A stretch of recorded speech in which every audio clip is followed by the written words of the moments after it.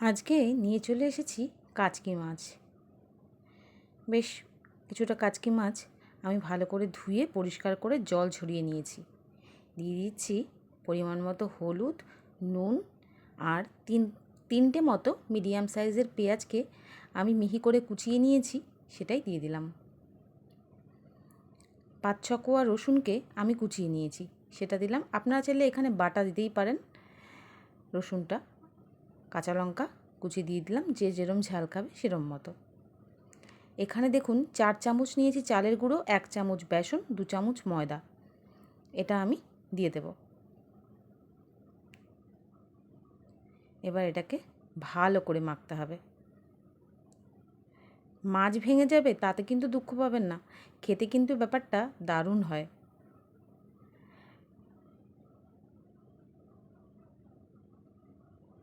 ভালো করে চটকে চটকে এটাকে মেখে নিতে হবে।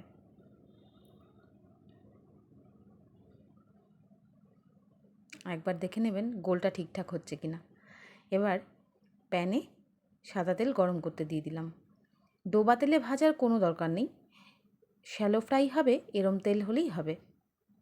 এবার হাতে করে বড়াগুলো গড়ে নেব। একটু চ্যাপটা চ্যাপটা করেই গড়ছি, তাতে ভালো ভেতরটা সেদ্ধ হবে। এবার এক এক করে বড়াগুলো তেলে ছেড়ে দেব।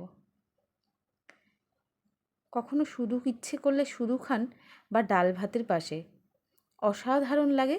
আর কিচ্ছু চাই না, পাতলা মসুর ডাল বা মুগ ডাল যাই হোক, সঙ্গে লেবু আর এরকম বড়া, আহ অসাধারণ।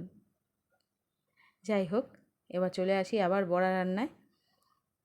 একটু একটু করে পাল্টে দেব। মিডিয়াম আঁচেই কিন্তু রাখতে হবে, আঁচটা বাড়িয়ে দেবেন না যেন।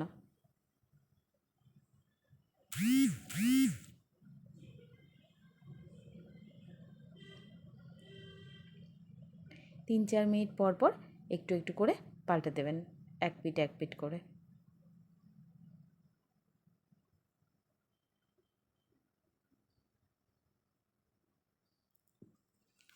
বড়াগুলো প্রায় হয়েই চলে এসছে। আপনারা চাইলে এর আগের এক শেড নিচেও আপনারা নামাতে পারেন, কিন্তু আমরা একটু বেশি কড়া পছন্দ করি, তাই বেশি লালচে করলাম। আর দেখুন দারুণ সুন্দর হয়েছিল কিন্তু এই বড়া।